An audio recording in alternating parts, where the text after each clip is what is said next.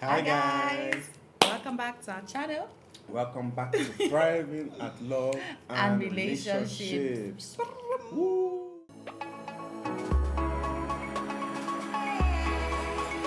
Welcome to Thriving at Love and Relationships. We have some news for you guys. This is like what they say, like what the YouTubers say. This is a life update. Yeah. Now a lot of people have suspected. Have they? Some people have suspected, some people have commented, some people have said, it's looking like this, it's looking like that, it's looking like this. I mean, because we had put that stuff up where On Instagram to guess two truths and one lie. Yeah, so, but I mean, this has been loading for a while and we're like that. When we're settled, we'll be able to give this life update. So, my wife, take us away. What is our life update? Lord has been good to us. That's our life update. Okay, we need to make it dramatic, so yeah, carry your cup. Wait now, don't sip. Yes, now. So I'll say it's then we'll not sip. Okay. So, the life update is We've moved to Rwanda. we've relocated to Rwanda. Oh, let's say it at the same time. Let's Yes. The life update is We've moved to Rwanda. My cup is so hot. So yes, guys. Yep. We are no longer habiting the shores of Abuja, Nigeria. We relocated to Rwanda recently. How recent was recently? Yeah, so we actually left Nigeria on August 30th. Yep. Yes, August 30th. Yeah. And we started our new life in Rwanda on the 1st of September 2024. And we've 1st been... of September. Okay. Oh yeah. Yes. No, they spoiled this Sorry. so, anyway, so that's the life update. Yep. And if you follow us on Instagram, you probably would notice some changes in the background of where we usually Now shoot. scenery. Yes, exactly. So that is because we have moved to Rwanda, and so hence this new background. And hence our cups. Yes, our cups. So Actually, it's that we're hungry. Well, I was hungry. I was meant to shoot. Oh. So I mean, just kill two birds with one stone. permit us. Yeah. Okay, so what has been happening since that we thought we would share with you guys? Yeah, I think we should start with why are we even here? Okay, why are we Let's here? start Exactly, with that's that. true, sir. Because when you hear that people move, you think maybe they move to London, to America, or to Canada, at least from what we know in recent times. So, our own move, how did it even happen? Okay. So my mom turned 60 this year. My beautiful mother turned 60 this year. Yeah. And we did a celebration in the US. So I traveled for the 60th birthday and In May. in May. So it started from May. But before that, at the beginning of the year, we're already sensing that there was going to be something New. Horizon. We had heard that there was going to be a new season prophetically, and we just held on to it. And I remember telling my wife, it looks like we're going to move. Or I don't know. It's just looking like it. It's just looking like, because I mean, my company had moved me from Lagos to Abuja. Yeah. While we're dating. So I was just thinking that this Abuja might not be too permanent. So yes, in May, I got a call from HR to say that it's looking like, what would you think about an opportunity in, she mentioned, and I was like, opportunity, Bawo, please, dead it. I'm just settling in Abuja. I don't want to hear about opportunity and everything, and I think I discussed it with my wife. Then she now called me. I think she called me back later. She was like, I know it's looking like as if I'm asking your opinion, but it's looking like the move is imminent and everything. So that was from that side. Then of course I discussed with my wife and we prayed about it, because the truth about moving and all those kind of things, whether it's a job or whatever, is that there might be a physical reason for the move, but there's also a spiritual reason for the move. So let's say you might have relocated to Canada, or you might have relocated to go and do your studies somewhere. You are thinking it's for your job or for your studies, but God is actually sowing you into that country. So So we had prayed about it, and I mean, from the moment I heard about it, not even up to 1 week, I already knew that it was looking like this move was. My wife took a little bit more time to get accustomed to it. Why is that? Why? Why is that? You just needed some more confirmation on your own part now. Why do I need more confirmation on my own part? Do I know? Oh yeah, tell the audience why do you need more confirmation? Well, you see, guys. But I think for me it was, I mean, as a woman or as a female gender species, we always want security, right? And moving to a land where we didn't know anybody, at the beginning of the year, it didn't seem like it was in any way on our radar. So now hear that, we're taking our whole lives, and it's not even a thing of, okay, it's a month or 2 months and you're back. Is that till further notice? So that it sounded very scary to me. And I just needed to know that we were going to be secure.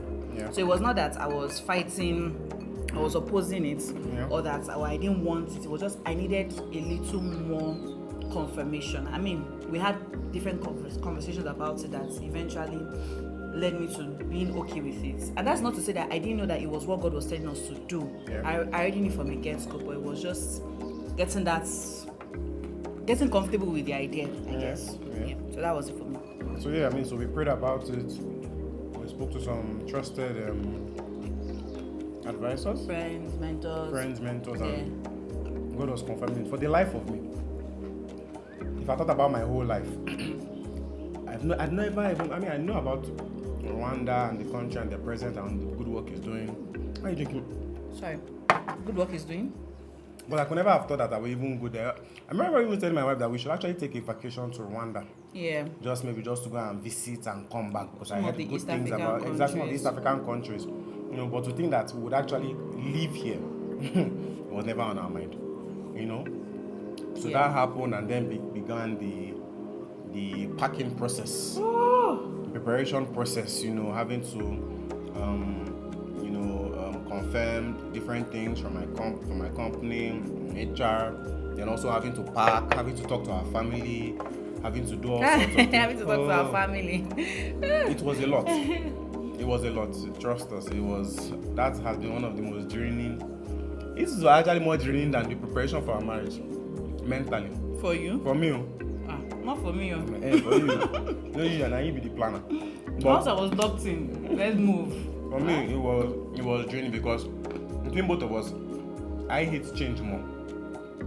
Like, I don't like if I'm coming every day into this room and the barrel is on this particular part of the table. If it changes in a particular day, it can upset my routine. Not to even talk of a whole relocation, a whole moving from our house, moving everything into this new country. And it did not even look like as if it was just, we are going to move here for 6 months and come back. It was, we're moving indefinitely.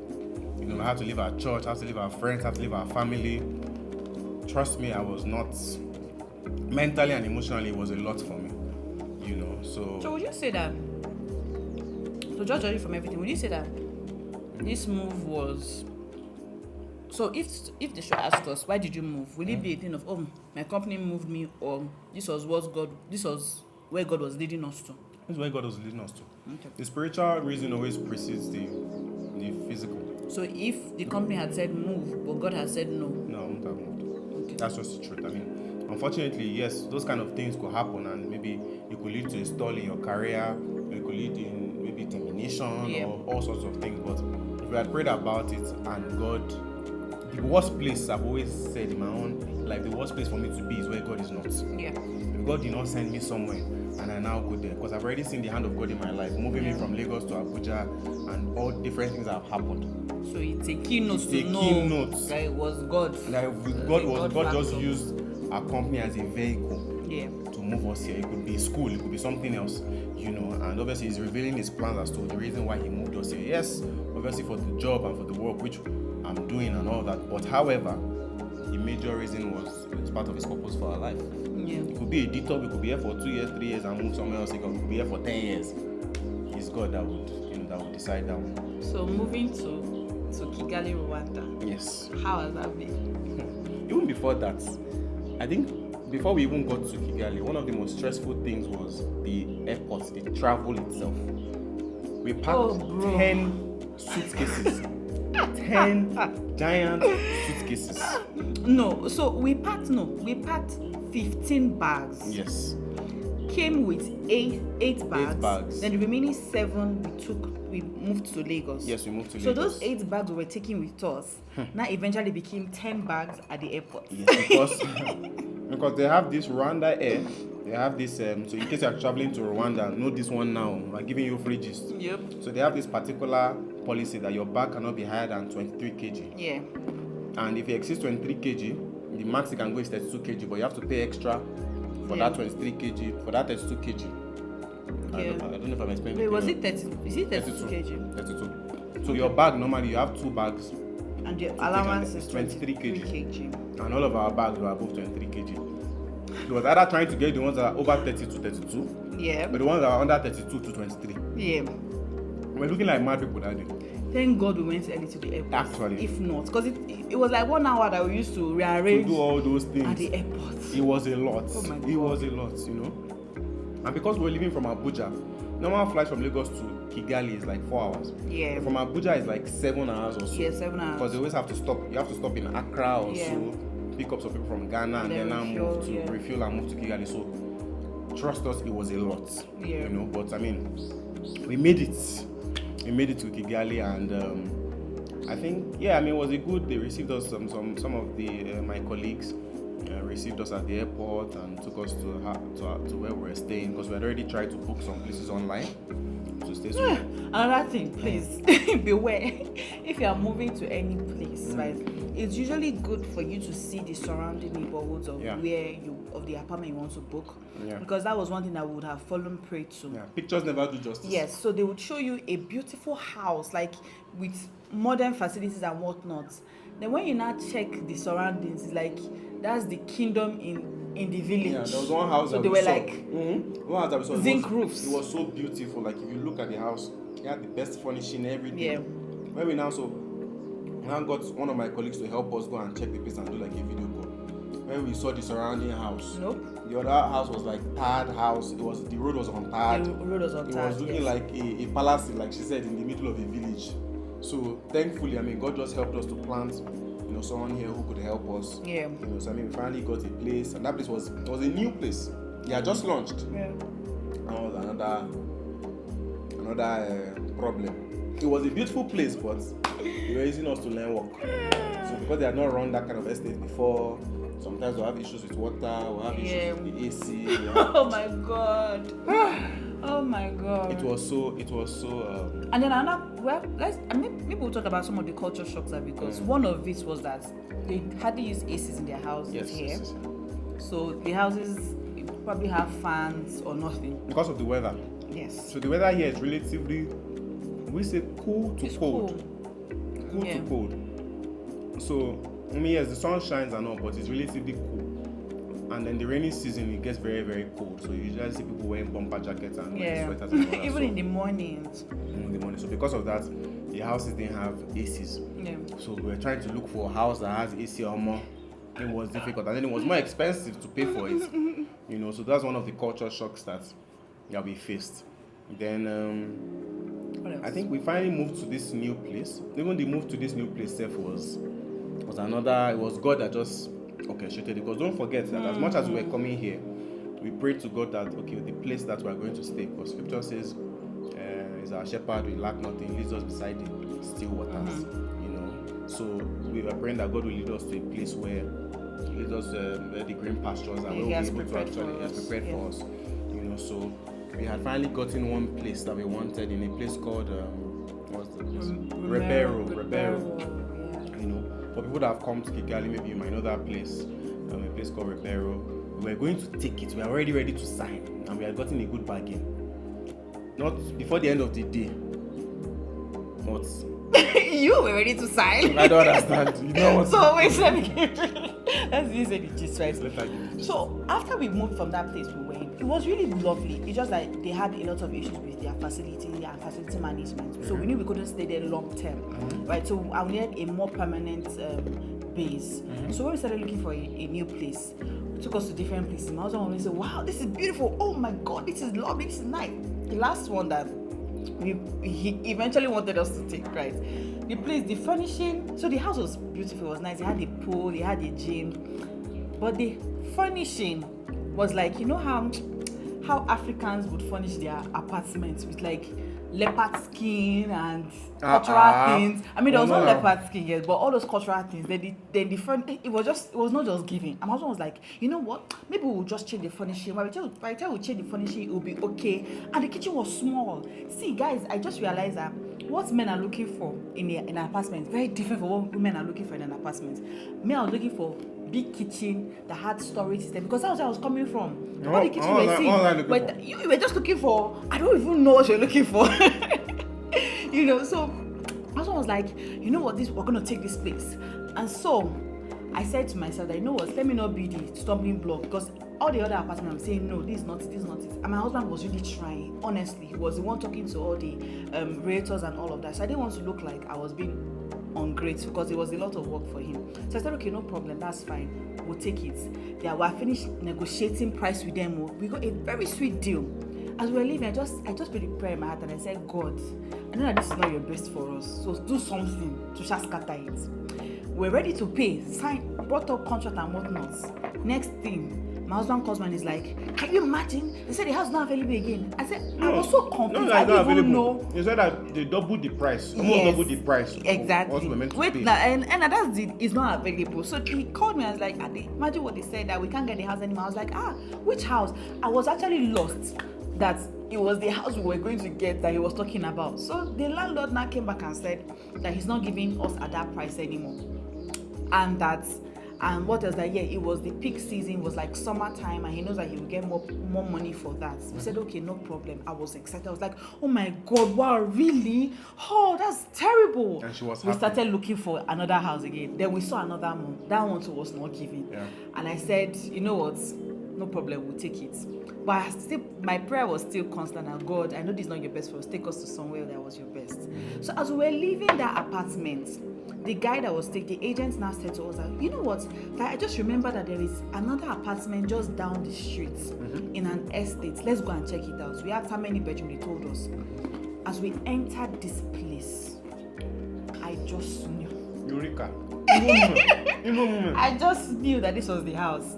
As we entered inside the apartment, I just said to my husband that, babe, this is our house. This is our place. This is our place. You didn't want to ask without the guy say, okay, just drop the contract. give me the number. Let me talk to them. Let me negotiate the price and all that, because we also have to bring the price down. Yeah. And that was it. I think it was the next day. It was next day we paid.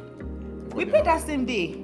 Have you forgotten that we went to their office? Yeah, we signed that same day. Yeah. To move in maybe 2-3 days. 2 days after, because you were traveling and I was traveling, and so we had to make sure we moved before we both traveled. Yeah. Yes. So even that was phase 1. So then we finally secured this place that we're staying at, and it's a very beautiful place. We have a lovely view. We'll show you some of the views that we have and all that, and it's very beautiful and very peaceful. One thing about this country is that it's very peaceful. Yeah. See, you will not know how much you value peace until you leave Nigeria and you go somewhere else. Oh my God. It's very peaceful. Abuja is very peaceful, but this place is, can we say, peacefuler? And security-wise too. Yes, the president really has done secure. a really great job. The police works, everything works. It's very peaceful. So then I had to travel to Tanzania for some sort of training. Then she now had to travel to Kenya. Yeah. So don't forget, we were just in our Abuja, and then in the space of 1 month, we had to travel to like 3 East African countries. So she went to Kenya for a conference. I think Pastor Mildred did Just a conference. Us Girls. Yeah, so she went for the Just Us Girl conference in Kenya. And let's even talk about that one too. As at this year, when they announced that they were going to Kenya, right, for Just Us Girls conference 2024, I already told my husband that, I'd like to go for it too. I didn't really put my mind to it that, it will happen, it will not happen. I didn't know that my husband had already going to start checking ticket prices from Abuja, because we thought we were still going to be in Abuja. And the price was ridiculous. Then, in the middle of the year, we now find out that we're going to move to Rwanda, which is next door to Kenya. And it's just 1 hour ahead. And it's just 1 hour ahead. 1 hour distance. And it was cheaper. Everything. As in it half was just of when the God price. just orchestrated. It was fantastic. It was really good. Very true. So we've just been seeing God's hand on every part of our life, just taking that leap of faith every time. So I think after that, then after the Kenya and Tanzania, then we came back. Then I had to go to Lagos for Then a we work. went to Lagos together. Yeah, we went to Lagos together. Yes, so we went to Lagos together. We came back. I now had to go to Lagos again. I came back. She now had to go to Abuja, and she has come back. Truly, she has come back. So for to the end of the year. Never say never. For now, Never I say don't never. feel. Let me not say never. But for now, at the end of the year, we don't think there's any much more traveling for now because I don't tire. Yeah, he's tired, but I can travel any day, anytime. No, I'm tired. From August up to now, we've been on how many different flights? Actually, But God has been faithful. It also shows that when you follow God, obedience is just. You might not see the full picture, but when you obey, you now begin to see it unfold. True. Like Pastor Aya would say, how does it say it again? That obedience is learned in retrospect or something like that. No obedience. I mean, there's a particular saying that goes, life is lived forward but understood backwards. Yeah, I mean, yes, but when you obey God, the reason that he wanted to do something, you only know it in retrospect, not at the moment, not at the time. So, but how has it? Okay, so we've talked about all the journey. So, how has it been living in Kigali for you? Because we both of us had two different experiences. How has it been for you? Tell the story of the milk. Of the jug of milk. So wait first. In my experience, from two different angles. There's the angle of I feel more at peace than living in Nigeria. I'm in Nigeria and I love my country. I still hope to come back to Nigeria and do what God has planned for me to do. But living here is more peaceful. Number one, the country works. Yeah. Number two, the electricity works, the power works. Yep. Since we've been here, if they take light, they wouldn't take light once, and maybe under maximum 15-20 minutes, they brought it back. It rarely occurs. Yeah. So there's lights, there's water. Zebra crossing is not decoration like it is in Nigeria. It works. It actually works. So they actually stop for you. So they have police, so they call them traffic police. So they are on the road everywhere, watching how you obey traffic laws. Yeah. And now you don't see they are coming to collect money from you. There's nothing like bribery there. Nobody has ever stopped us on the road. Nobody has ever stopped us on the road. They have speed cameras, so if you are speeding, you will just get a text in your phone saying, "Come and pay this amount." Yeah. The immigration, when I was even getting my work permit, it was very seamless. Under a month, we got mine. Got yours. You understand? After we got mine, we now applied for our own residence permit. Everything works smoothly. So from that aspect, and then the views of this place. Oh God, guys! So they call it a land on the thousand hills. A land of the thousand hills. So it's a very hilly and mountainous country. As in literally. So there are like everywhere you are going, especially at night, you see all the light. It's very, so beautiful. Very, very beautiful. We've traveled to a couple of countries, but this country is actually very beautiful, especially the city of Kigali. So that's from one end. On the other end, culture shock. I love Africa. I love Nigeria, but in Africa there's a lot of diversity, which just living here has opened my eyes to see. Number one culture shock for me: the food. Normal. Have you seen any of their That's the reason why I've not eaten the food. It's a shock. Like the food here is different. It's not like we don't have like the kind of food that we have in Nigeria. It's not how will I put it? The culinary choices are not tasty. Not tasty, or it's not rich like that. You know. Not very tasty. So then, for example, I think when one day at the office I had asked for tea. Because I've been reading online that they really drink milk here and they like their cows and all that, which is fantastic. Sorry, Scotch. They have what they call those things? Milk joints. You know how you go to the bar to drink alcohol? Yes. They have this where they go and drink milk. I even read recently that they really love their cows, that the females in the land are named after cows. Yes. Yes, that's so. Crickets. You understand? So, I mean that's their culture. It's fantastic, but it was just a culture shock. So, he asked them for milk at the office. The lady now came and brought a tea bag, a tea pack, and they brought one giant jug of milk. and then hot milk, smelling hot. You know where hot milk smell fresh and hot, and then the water was smaller. So I was like, wait, I don't know what's happening. They said that here the way they drink it is that they fill the cup with milk and just put the tea bag. So they're not really drinking tea. So that explains why it was hot. So the tea bag is the accessory. It is not the milk that's the accessory. I was like, come, I beg you, please. Where I'm coming from, go and increase the water and reduce the milk. You know, because most Africans have an issue with lactose intolerance. So imagine me drinking that jug of milk. Come on, our toilet go here. Do you understand? So that is that. Then also there's a language barrier. I must sip to that. You know how you feel like everybody speaks English? You need to come out of Nigeria. This English that we think is the holy grail of communication. Guys. It's not. So here, the first language is their language called Rwanda. So which is a local language that everybody speaks. Yep. So what the president also did after the genocide and everything is that he united the country, so you don't have any tribe saying that I belong, like you have Igbo and Yoruba, there's nothing like that. If you ask what tribe do you belong, I'm Rwanda. Or I'm Rwandese rather. And everybody speaks that language. So it's a national language. So they speak one language, which is actually very beautiful. Because you see that most of the countries that speak one language, they're actually more united than the ones that speak multiple languages, aka Niger. Wow, so, no shade to Nigeria. No shade to Niger.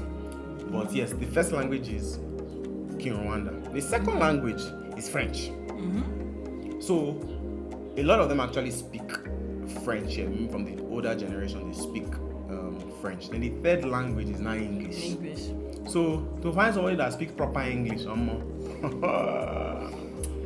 man, now you see that English, even up to now, is still a barrier. Sometimes, like some of my colleagues, all my colleagues speak English, man. Not the Rwandese speak English. Might not be at the toppest level, but they can communicate English. So sometimes maybe I'm speaking to the work assistant or somebody at the office, and I'm like, okay, I want this, and I'm speaking English, speaking back to me in Rwanda. I'll just call my colleague and say, please come and explain. It gets frustrating at times. It gets frustrating. That guy wanted to buy water for us. Which one? So we went out. We went out and we're coming back. And I told my husband that we need to buy water in the house. So let's stop at a store to buy water. My husband was like, no, let's send the people in the apartment to get the water for us. I was like, we're a couple outside. Let's just get it.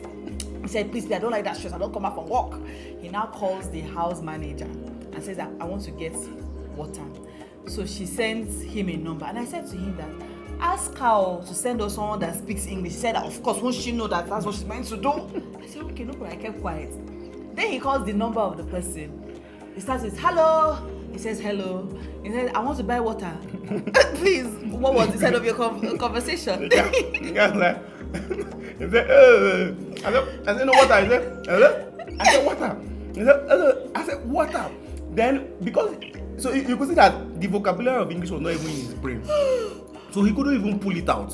So I could see that he was struggling. Me, I was also struggling. When I knew that it was a problem, and I said, water. And I said, that's all he let. I don't let out that sound. I was like, oh, mom, make I not give this guy a brain freeze. I just cut the collar and said, let me not even bother myself. Let me not even bother myself trying to talk to this guy. That's how bad it is. It was so funny for me. That's how bad that even when you feel like somebody actually communicates in English. Oh my god. Even the English that you're communicating with them is that so sometimes when you're communicating in English, they can say, oh, I'm going to do it yesterday. And you're like, what do you mean you're going to do it yesterday?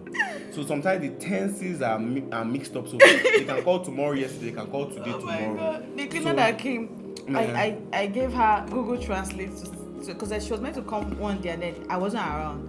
Then she now wrote in the Google Translate that I was coming last year to your house. I was like, what? Oh wait, I think I'm the one that has had most experiences with them and their language. But she's working from home. And one day I wanted to go and I wanted to go and do my nails. And so I called one of their cabs. So here they don't have Uber, they don't have both. They have Move and then they have Yego. Yes. So I called one of the Yego cabs, and as he was at the gate, I called him and said, okay, you're coming to Block C. And he started speaking Kinyarwanda. I was like, Block C. And then I now dawned on me that he was saying, Aboka. And so he was trying to ask me if C is K. And I was like, Block C. I kept on shouting Block C. And then it just told me that he was saying, I said, come to come. I know it's so bad. One day, she was so frustrated that she now called me and said, come, no, sir, I don't understand what's happening. Please speak to these people. Because she was so frustrated. So, no, I'm really frustrated. even when you speak English, you don't have to kind of reduce your dumb down your English to be able to now communicate at that level. And I think you should talk about that. For we now, we feel like they have a problem, but for them, their language is Kinyarwanda and French. Yeah. So we are the ones that now have to find a way to communicate with them. Not that when you go to France, the people in France, they prefer it when you speak French. In fact, they even hate it when you speak English because that's not their national language. Yeah. So it was just a great culture shock. Oh, Lord. So when they've been forcing us to learn French in school, should have. Because to learn that, if you hear the Kinyarwanda language, I don't think it's something that is learnable if you do not live here. That means some sportsmen like Maramutse, I think Maramutse is good morning. Then I think thank you is Murakoze. Yeah, I mean just speaking here. So pick some little things just to be able to say that okay, at least we appreciate your culture and your language, but it's to learn that language. But it's been a very interesting experience. Yeah. For me though, when we came for the first week or two, I actually felt like a fish out of water, and it was really bad because my husband was going out every day to work because I was working from home. I wasn't seeing much of the scenes and he will come back and tell me, oh my God, I just saw this place. He will not send me picture. I would be angry because he was experiencing Kigali. Meanwhile, I was at home working, and so at those first 2 weeks, I was really sad, to be honest. Plus, getting Nigerian stuff here is like triple expensive. Yep. That's one. So even eating like our Nigerian food to like comfort you is stressful. Then I went to the market. I don't like going to the market normally, but I said, okay, no, let me experience it. It was not a good idea because it just wasn't, And so I now had to. I remember one day I was praying and I was complaining. I was saying, God, I don't like this, And I didn't want to talk to my husband about it because I remember when we had moved to Abuja, I found it a bit difficult to blend in. And so it started affecting him because he started feeling like, I brought this girl to this place now. She does not like it. So I didn't want that to be a repeat incident. So I just prayed about it. And I remember Holy Spirit telling me one day that if I've sent you to this place, you cannot not like the place I have sent you to. So you have to find ways to start to experience and appreciate it. And so that was when I started looking for things to do. And so I started taking walks in the nights, in the mornings and then in the nights. And one day, as I was walking, whenever I go for my walks, the locals will see me and they will just greet me out of nowhere. And I was like, okay, nice, they're so friendly like that. And so one day, when I was coming back from my walk, there was this guy that I met. So they use bikes here a lot. It's one of their fastest means of transportation. Yeah. So this guy hopped down from a bike and then he ran towards me. And I was like, huh? And then he now said, I can't remember what the first thing he said. As I started speaking French and I said, no, English. And he said, oh, English? I said English.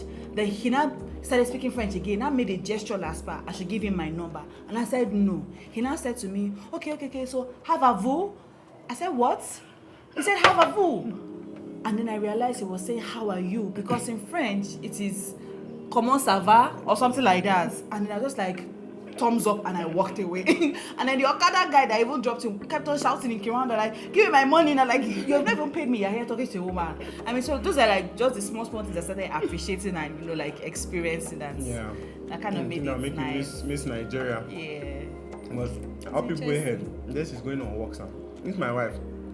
Since how many years we were in Abuja, the trainers that she has, she never carried the trainers to say she wants to go and walk. Because it was not safe in Abuja. It was not safe. But here it's safe. I can go out on a walk at 12 a.m. and I'll be okay. But it was not safe there. And then, because of that, she now wanted to incorporate me. And of course, I'm not about that. Like, I never wanted to faint. I woke up 1 5 a.m. when I said, babe, let's go for a walk. And I said, is there something wrong with you?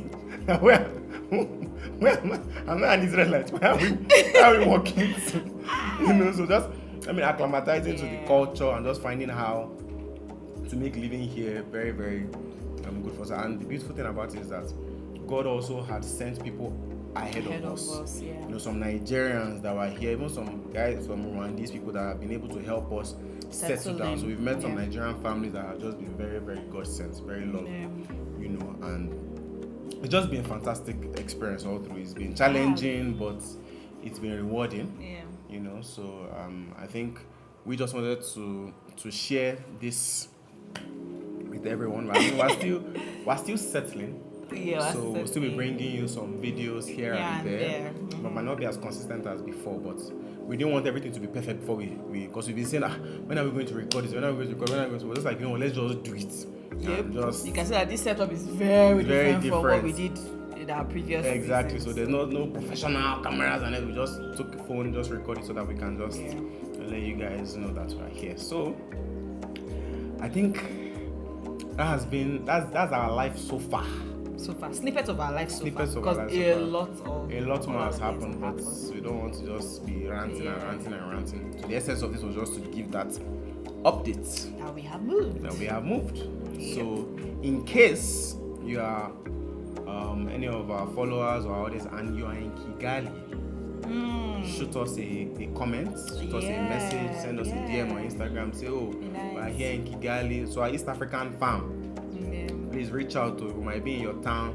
We said that we're going to do like vacation to some East African countries, maybe Tanzania, Zanzibar, Nairobi. I shall hold you to that. Nairobi. I shall remind him. Congo.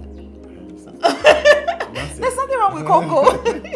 You know, so please shoot us a DM. And I mean, if you have any advice for us, if you've been to Kigali, if you know any, because we're also exploring, so to know places that could make living that we could go here to. easy for us to explore. Like some people have told that we should go to Lake Kivu. So if you are Rwandese and you're watching this video, please also help us. Give us places in your country that you can recommend to us that we can go and just chill, have fun and all that. So we would really appreciate it. So I think that's all of it. Yes. So till next time. How do we end our video, sir? Till next time, I'm Nino. And I'm Lulu. And this is Thriving and Love and Relationship. And also, sorry, we just hit 100,000 followers on Instagram, and we're just so happy and we're just so grateful to everyone here that is following us on Instagram and made this happen. We won't be there without you guys. So I want to say thank you, and let's do the same on YouTube. Yes. Let's get to 100,000 subscribers. So yes, now we can end again. I'm Nino. And I'm Lulu. And this is Thriving at Love and Relationships. Bye.